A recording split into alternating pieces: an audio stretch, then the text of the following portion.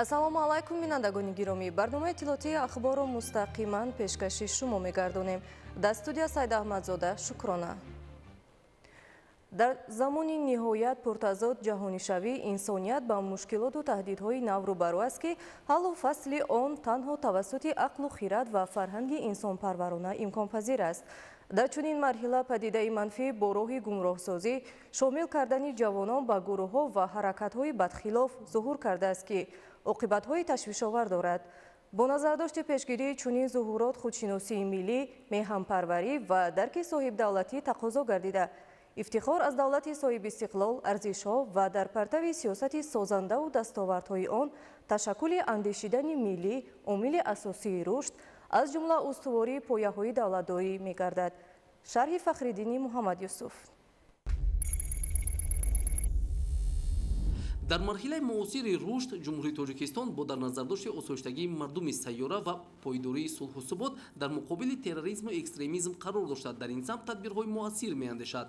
мавқеи Тоҷикистон дар самти коҳиш додани хатару таҳдидҳои ташвишовари ҷомеаи ҷаҳонӣ имрӯз бо ҳамовозии созмону ташкилотҳои бонуфуз низ ҷонибдорӣ мегардад. инак падидаи манфӣ экстремизм, тарғибу ташвиқ ва паҳн кардани ақидаҳои экстремистӣ ки бо такя ба технологияи муосир қулай амалӣ карда мешавад, ҷавононро гумроҳ мекунад. дар ин раванд ҳамзамон воситаҳои омӯзонидан низ бо мақсади паҳн кардани ақидаҳои экстремистӣ мақсаднок роҳандозӣ мекарданд ки оқибатҳои ногувор дорад.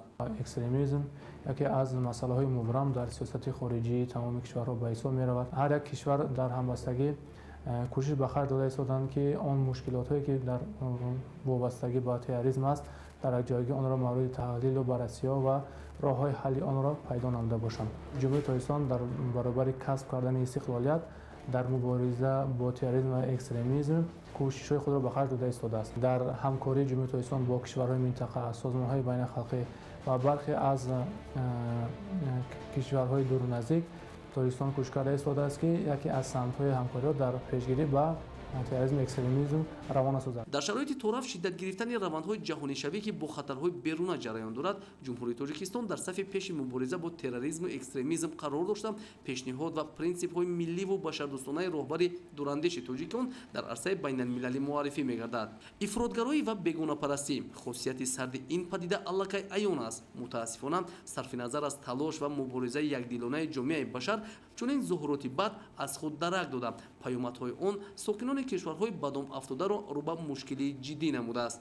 мутаассифона дар кишвари мо низ ҳастанд далелҳое ки бо гумроҳӣ аз рӯи амалҳои хуруфотпарастонаи тарғиботии экстремизм ҷавонон моили аҳдофи бад мегарданд.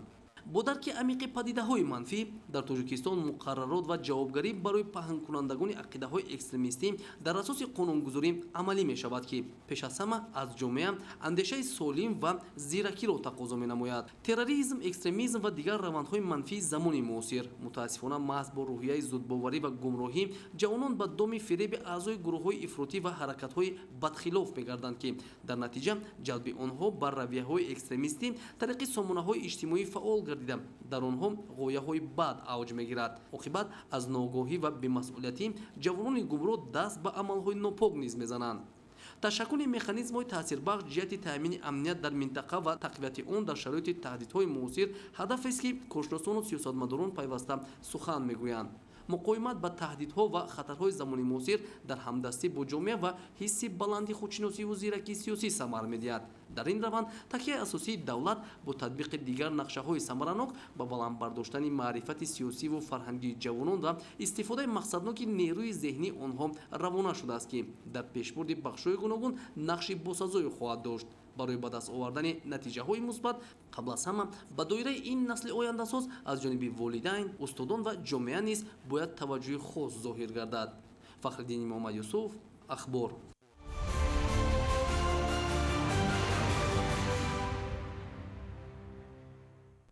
11 июн дар қароргоҳи ЮНЕСКО дар шаҳри Парижи Фаронса бо ибтикори ҳукумати ҷумҳурии Тоҷикистон дар идомаи ташаббусҳои фарҳангпарваронаи пешвои миллат муҳтарам Эмомалӣ Раҳмон ба ифтихори 700-солагии Ҳофизи Шерозӣ намоиши байналмилалӣ, конфронсияи илмӣ назариявӣ ва барномаи пуршукӯҳи фарҳангӣ баргузор гардид. Тафсилоти бештар дар гузориши омодаmounдаи ҳамкоронамон. маҳбубтарин ғазалсаро ва чеҳраи пурифтихоре бо мақоми ҷаҳонӣ. Бузургдошт аз 700-солагии Ҳофизи Шерозӣ дар қароргоҳи ЮНЕСКО дар шаҳри Парижи, Фаронса, аз намоиши байналмилалӣ асарҳо, дастхатҳо, мусаввараҳои ин нобиғаи олами назм ва ҳунари дастии ҳунармандони тоҷик оғоз гардид.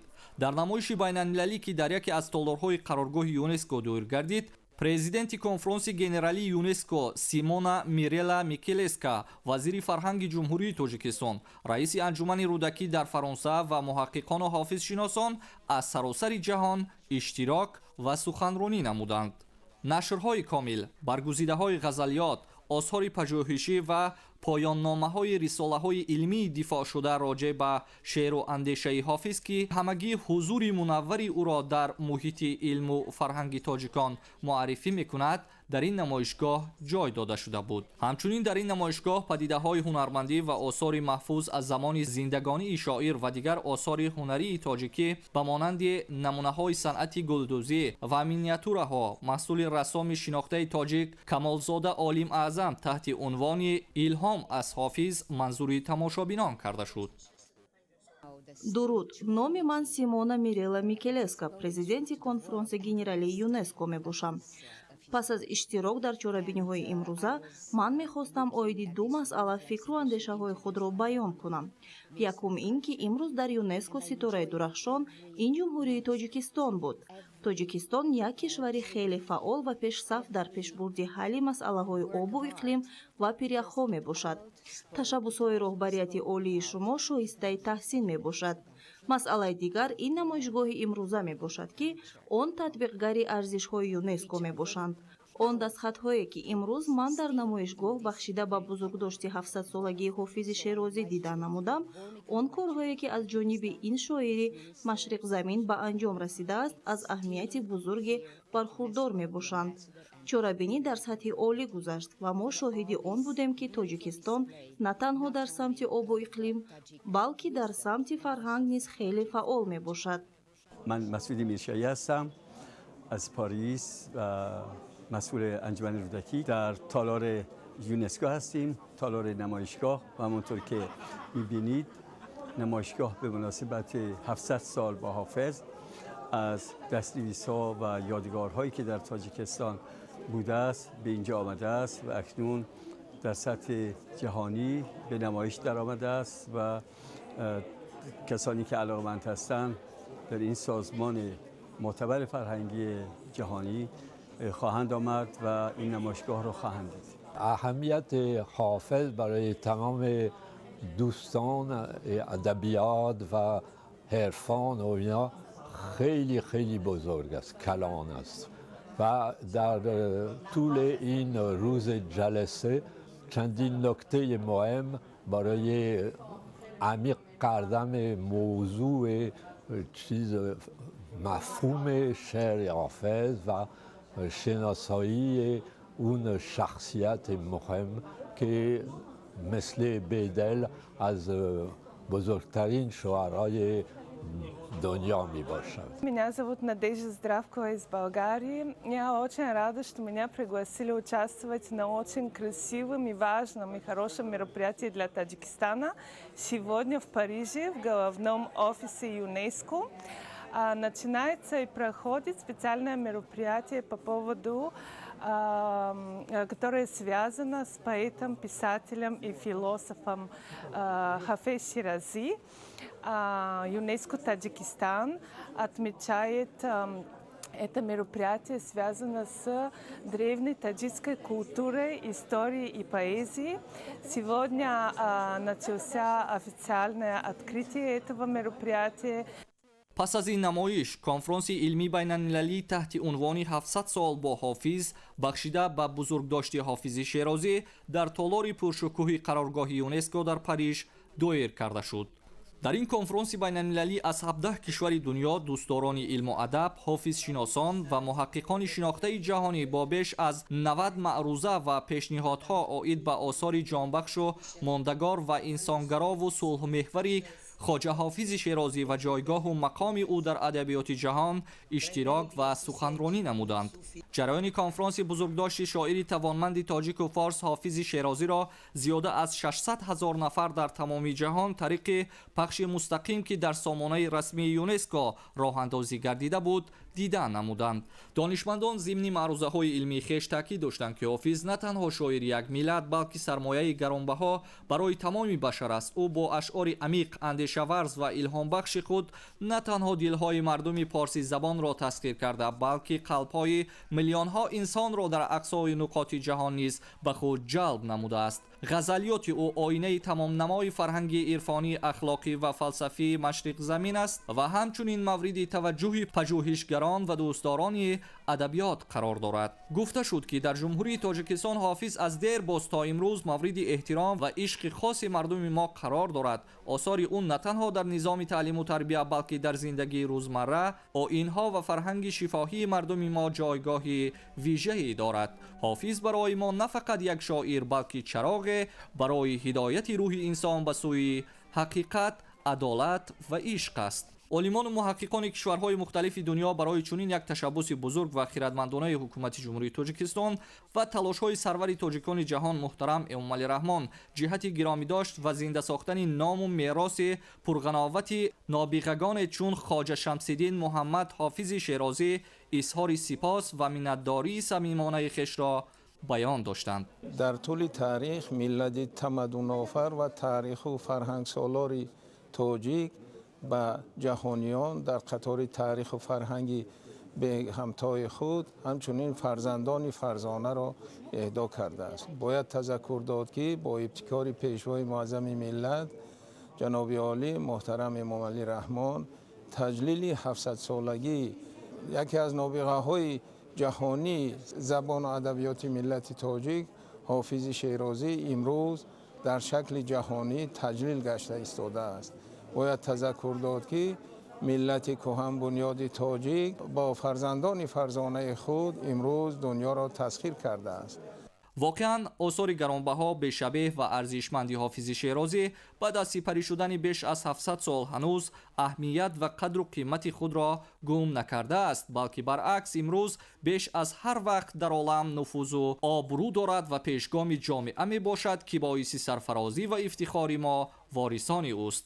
ҳамчунин дар доираи бузургдошт аз 700-солагии ҳофизи Шерозӣ дар қароргоҳи ЮНЕСКО дар шаҳри Парижи, Фаронса, барномаи фарҳангӣ доир карда мешавад. дар барномаи фарҳангӣ бо иштироки сарояндагони тоҷик ва ҳамовозии оркестри ҳунарии Париж таронаҳо аз эҷодиёти ҳофизи Шерозӣ иҷро мегардад.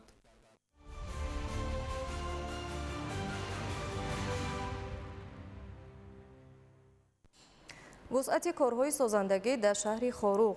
бунёди муассисаи таҳсилоти миёнаи умумӣ бо тарҳи муосир ҷараён дорад. моҳираи Тоир аз рафти корҳои бунёдӣ дар бинои муассисаи таҳсилоти миёнаи умумӣ рақами 6 гузориш медиҳад. таваҷҷӯҳ намоед. агар соли 1991 дар тоҷикистон 3229 муассисаи таҳсилоти умумӣ бо 1.3 миллион нафар хонанда фаъолият дошта бошад, пас имрӯз 4037 муассиса аз ҷумла 170 литсею гимназия, яъне муассисаҳои таълимии типи нав фаъолият менамоянд. шумораи умумии хонандагони онҳо беш аз 2 миллиону 300 ҳазор нафарро ташкил медиҳад. қайд шудааст дар паёми президенти ҷумҳурии Тоҷикистон ба Маҷлиси олии кишвар. дар баробари манотиқи дигари кишвар соҳаи маърифи вилояти мухтори Кӯҳистони Бадахшон низ дар заминаи дастуру ҳидоятҳои пешвои миллат президенти ҷумҳурии Тоҷикистон муҳтарам Эмомалӣ Раҳмон гомҳои устуворро сӯи ояндаи босубот гузошта. танҳо дар шаҳри Хоруғ муассисаи таҳсилоти миёнаи умумии рақами 8 ба номи Сайфулло Абдуллоев аз нав бунёд ёфта. дар муассисаҳои дигари таълимӣ корҳои таъмириву азнавсозӣ бо сифати баланд ба анҷом расонда шуда. имрӯзҳо корҳои бунёдӣ ба муносибати 35-умин солгарди истиқлолияти давлатии ҷумҳурии Тоҷикистон дар биноҳои муассисаи таълимии миёнаи умумӣ рақами 6 ба номи Носири Хусрав ва муассисаи таълимии миёнаи умумии рақами 4 мавзеи Нивода ҳадафмандона идома доранд. бинои муассисаи таълимии рақами 6 чорошхона буда аз 3 бино иборат мебошад. дар бинои якум ошхона ва толори варзишӣ бунёд гардида, дар бинои дуюм симхонаҳо ҷо дода мешавад. дар бинои сеюм бошад китобхона ва толори маҷлис сохта шуда. корҳои сохмонӣ имрӯзҳо бо нерӯи ҷамъияти дорои масъулияти маҳдуди Шариф ШС идома доранд. аз рӯи иттилои роҳбарияти сохмон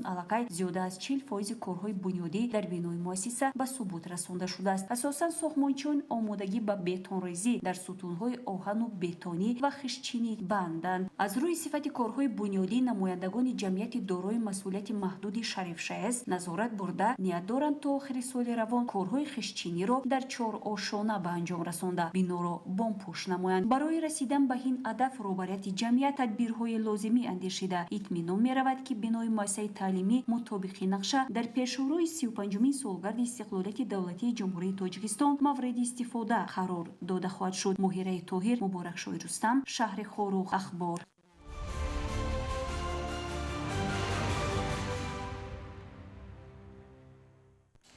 дар ноҳияи Бобоҷон Ғафуров кишту парвариши ғалаи тирамоҳию баҳорӣ масоҳати зиёда аз 6000 гектарро ташкил медиҳад. давоми чанд рӯз аст ки кишоварзон ба ҷамъоварии ғалла оғоз намуданд. гузориши Маҳмуд Аҳмадзода ва Дилшод Юсуфӣ. дар хоҷагиҳои кишоварзии ноҳияи Бобоҷон Ғафуров дар раву ҷамъоварии ғалла, ҷаву гандум ки давраи терамоҳ ва аввали баҳор кишт шуданд оғоз ёфт. дар ҳар хоҷагии кишоварзии ҳудуди ноҳия дар баробари кишти дигар номгӯи зироатҳо дар як қисмати заминҳо кишти ғалла гузаронида шуда масоҳати бештари ғаллазор аз ҳисоби заминҳои лалмӣ ташкил медиҳад.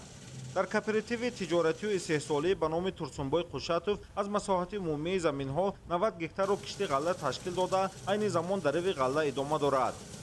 кооперативи тиҷоратии хоҷагии ҷамъои ба номи Турсунбой Қушатов ҳамагӣ 1230 гектар заминҳои кории обиро дар бар мегирад ки аз он 726 гектар кишти пахта гузаронида шудааст ва аз он ҷумла 90 гектар гандум кишт карда шудааст ки ҳосили интизории мо аз ҳар як гектар то зиёда аз 50 сентиметр мебошад. дар хоҷагии мо асосан гандуми нави Краснодар 99 кишт карда шудааст. хоҷагиҳои кишоварзии ноҳияи Бобоҷон Ғафуров дар вақти кишти ғалла асосан аз тухмиҳои нави маҳаллии хориҷӣ ки аз ҷиҳати ҳосилнокӣ мутобиқ буданд ба обу хок, иқлими маҳал ва серҳосилӣ аз таҷриба гузаштанд, дар асоси тавсияи олимони соҳа истифода намуданд. дар хоҷагии ёрирасони Фортуна ва компания ғаллаи терамоҳӣ масоҳати 10 гектарро дар бар мегирад ва мувофиқи пешбинӣ ҳосили ғалла хуб арзёбӣ мешавад. бо ташкилу самаранокии кори ҷамъоварии ҳосил саривақту беталаф хунdoштани он истифодаи технику таҷҳизот нақши асосӣ дошта имрӯзҳо дар ноҳия 31 комбайни ғалладарав ва 40 нақлиёти калони боркашон ҷалб гардида дар ин баробар мувофиқ ба зарурат хоҷагиҳо ба тариқи шартнома аз дигар шаҳру ноҳияҳо техникаи ғалладарав ҷалб менамоянд то ғалла тез ғундошта хирману захира карда шавад. дар ҳудуди ноҳияи Бобоҷон Ғафуров кишти ғалладонагиҳои тирмоҳӣ ва баҳорӣ дар майдони наздик 6000 гектар кишт гузаронида шудааст ки айни ҳол сар карда аз ҷамоатҳои деҳоти Чашмасор, хоҷагӣ ба номи Саидхоҷа Рӯинхоҷаев дар ҷамоати деҳоти Хистеварз ва ҷамоати деҳоти Ғозиён дар рави ғалла оғоз гардида бомаром идома дорад. ғалла, гандум, ҷав, шолӣ, ҷуворимака дар умум барои таъмини аҳолӣ бо маводи ғизоӣ аҳамияти калон дошта бо назардошти муҳлати дарози нигоҳдорӣ барои захира ба даври зимистон мусоид мебошад. дар хоҷагиҳои кишоварзии ноҳияи Бобоҷон Ғафуров имрӯзҳо дар рави кӯфтани ғалла ба анборҳо кашонидан ва бастабандию захираи коҳи ғалла бо вусати тоза ҷараён дорад то дар заминҳои аз ғалла холӣ гардида кишти такрорӣ гузаронида шавад. Маҳмуд Аҳмадзода, Дилшод Юсуфӣ, ноҳияи Бобоҷон Ғафуров. Ахбор.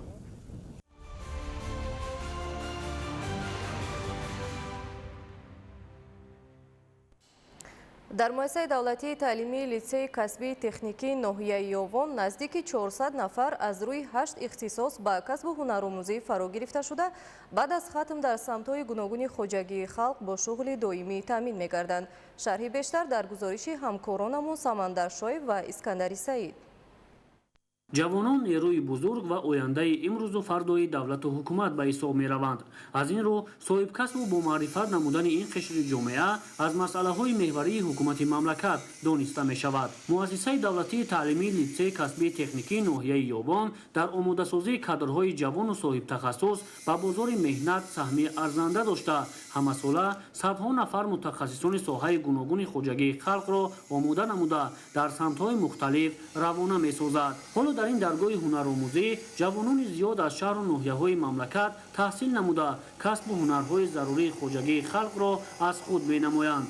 در مؤسسه تعلیمی ما 387 نفر خواننده از گرد اطراف شهر نویه های گرد اطراف نویه اون تحصیل کرده ایستادند. از روی 8 نمود اختصاص به تعلیم قرار گرفته شده ایستادند. محض ҳамин гуна шароиту имконоти фароҳам гардида ва таваҷҷӯҳу дастгириҳои роҳбари давлат ҷавононро рӯҳбаланд намуда водор месозад ки касбу ҳунар ва илмҳои муосирро омӯхта дар рушду пешрафти мамлакат ҳиссаи арзанда гузоранд. дар ин боргоҳи ҳунар ба донишҷӯён ихтисосҳои тракторчӣ, мошинисти истеҳсоли кишоварзӣ, дузандагӣ, системаи компютер, интернет технология, ҳисобдор бо донистани компютер ва дигар касбу ҳунар омӯзонида мешавад. мо насли нав ки дар фазои сулҳу субот ба воя мерасем, бояд қадри неъмати бебаҳоро дониста барои ободии ватанамон Тоҷикистон саҳми арзандаи худро гузорем. ман низ мехоҳам дар оянда илму дониш омӯхта як мутахассиси хуб шуда саҳми худро дар пешрафти ватанам гузорам. маҳсули дастранҷи донишҷӯёни ин муассиса бозгӯи он аст ки устодону омӯзгорони соҳибтаҷриба ҳама кӯшишу талош ва донишу маҳорати хешро баҳри соҳибҳунар гардидани ҷавонон равона менамоянд. масъулин ҳадаф ба он равона намуданд ки шароити таълиму тарбияро боз ҳам беҳтар намуда омӯзиши дигар ҳунарҳои мардумиро дар оянда ба роҳ монанд. Самандар Шоев, Искандари Саид, ноҳияи Ёвон, Ахбор.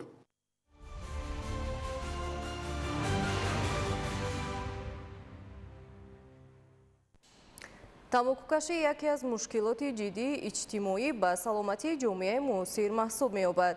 бо вуҷуди он ки иттилооти зиёд дар бораи оқибатҳои манфии он паҳн шудааст, ҳанӯз ҳам миллионҳо одамон ба истифодаи он идома медиҳанд. шарҳи бештари мавзӯъ дар гузориши Саидчои Муродалӣ. тамокукашӣ мушкилотест ки ҷомеаи ҷаҳонро ба ташвиш овардааст. Он саломатиро аз байн бурда ба ҷисми инсон ҳар гуна бемориҳоро ба бор меорад. ҷиҳати пешгирӣ аз он тамоми тадбирҳо андешида мешавад, вале ҳамоно шумораи тамокукашон рӯ ба афзоиш аст. чаро одамон ба тамоку вобастагӣ пайдо менамоянд? сабаби асосии гирифторшавӣ ба он дар чист? тамокукашӣ кадом хатарҳоро ба ҷисми инсон ба бор меорад? ба ин саволҳо мутахассисон андешаҳои гуногун доранд. ба он назаранд ки дар баробари хисороти молиявӣ тамокукашӣ иллатҳои бармаҳалро ба вуҷуд оварда умри инсонро кам менамояд. тибқи таҳлили мутахассисони соҳа, дар як дона тамоку зиёда аз 4000 намуд моддаҳои химиявӣ мавҷуд аст, ки аз онҳо зиёда аз 250 намудашон зараровар ва 50 намуди дигарашон ба вуҷуд оварандаи бемории саратон мебошад. заҳри никотин, ки дар таркиби тамоку мавҷуд аст, баъди 7-10 сонияи истеъмол ба мағзи сар таъсир мерасонад, ки дар натиҷа дар оянда ҳамчун одат дар инсон пайдо мегардад. айни замон бисёртар ба тамокӯи электронӣ ҷавонон вобаста шуда истоданд. сабаби асосии ин ҳаваси онҳо мебошад, ки дар аввал ҳангоми ҳавас пайдокунӣ, ҳангоми як-ду мартаба истифода бурдани тамокӯҳо, тамокӯи электронӣ ё ки тамокӯи оддӣ ба вобастагии равонӣ ва ҷисмонӣ меоранд. албатта ин доимӣ дар бадани инсон зарарҳои худро оварда оқибатҳои нохуш оварда мерасонад. новобаста ки ин тамокӯи электронӣ аст ё оддӣ аст, зарарҳои онҳо аз роҳҳои нафас сар мешавад, оғоз меёбад аз роҳҳои нафаси болоӣ, яъне аз сурохи бинӣ, лопардаҳои бинӣ, аз кавокии ғадудҳои лобии даҳон, дандонҳо оғоз ёфта ба сурх рӯда, меъда, рӯдаҳои борик зарари худро меорад. ғайр аз ин ба роҳҳои нафас гуфтем бронхҳо ва шушҳо зарари худро меорад. ҳаҷми шушҳоро кам намуда ба вайроншавии ҳуҷайраҳои шуш оварда мерасонад, ки ин дар оянда бемориҳои музмини шушҳо, бемории музмини меъда бурда ва бемории музмини ишемикии роҳҳои системаи дил оварда мерасонад. мутаассифона ин одати бад имрӯз дар байни занон, хоса занони ҳомила низ ба мушоҳида мерасад. вақте ки зани ҳомила аз тамоку истифода мебарад, кӯдаки дар батни ӯ буда бо нуқсонҳои бемориҳои сӯзшавии нафаскашӣ, сӯзшавии тапиши дил ва ғайра таваллуд мешаванд. бояд зан модар фарзанде ба дунё орад, ки солиму бардам бошад. ҳангоми ҳомиладорон ва занон кашидани тамоку ба вайроншавии гардиши хун дар нутфа, дар кӯдак, дар батни модар буда ва норасоии витаминҳо ба он кӯдак ва аз ҳисоби ки дар системаи асабино зарари худро никотин мерасонад, вайроншавии ДНК ҳангоми ва ё нуқсонҳои мо дар зудӣ ба амал омаданашон мекунем. дар баробари ин имрӯз дар ҷомеаи мо наврасон ва ҷавононе ҳастанд ки ба ин амали номатлуб даст зада худ ва атрофиёнро зери хатар қарор медиҳанд, зеро аз шахси истифодакунандаи сигор дида ба атрофиён зарараш бештар аст. бештари истифодабарандагон баъди кашидани нос ва тамоку боқимондаи онро дар ҷойҳои ҷамъиятӣ мепартоянд. агар аз як ҷониб ин аз маърифати пасти ҳамин гуна инсонҳо шаҳодат диҳад, аз ҷониби дигар боиси хира шудани таъби ҳамагон мегардад. бо назардошти зарари тамоку ба саломатии инсон, тамоми мутахассисон ва ташкилотҳои байналмилалӣ оид ба ҳифзи саломатӣ аз шаҳрвандон даъват ба амал меоранд ки барои ҳифзи худ ва атрофиён аз истифодаи тамоку даст кашанд. саидшоҳи муродалӣ, мақсади мақсад, ахбор.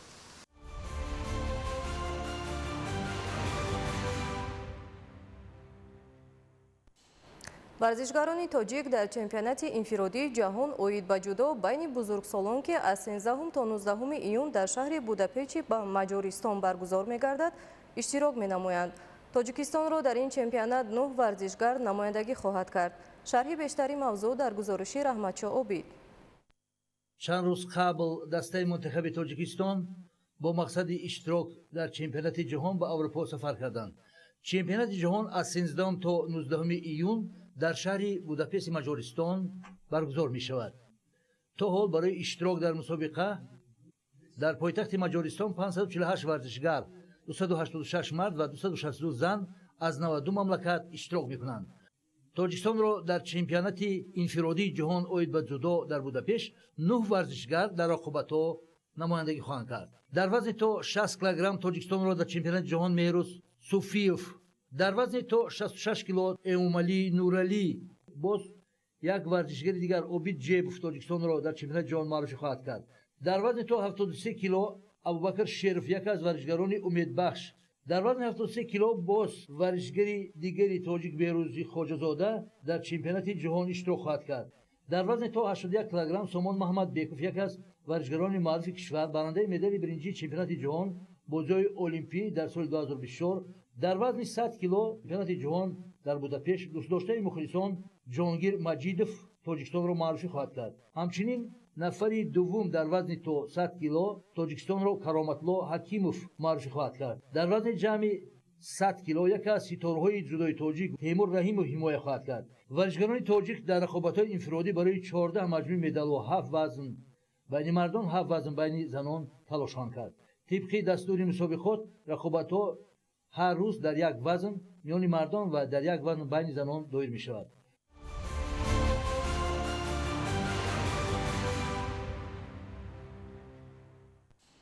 бинандагони гиромӣ, дар ин ҷо барномаи иттилоотии ахбор ба анҷом мерасад. барномаҳои дигари телевизиони Тоҷикистон идома доранд. хайр.